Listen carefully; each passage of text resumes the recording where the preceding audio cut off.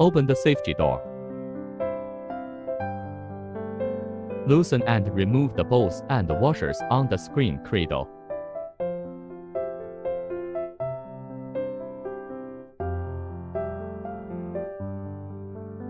Operate the switch on control cabinet to lower the screen cradle. Replace the screen. Operate the switch on control cabinet to raise the screen cradle. Install and tighten the bolts and washers.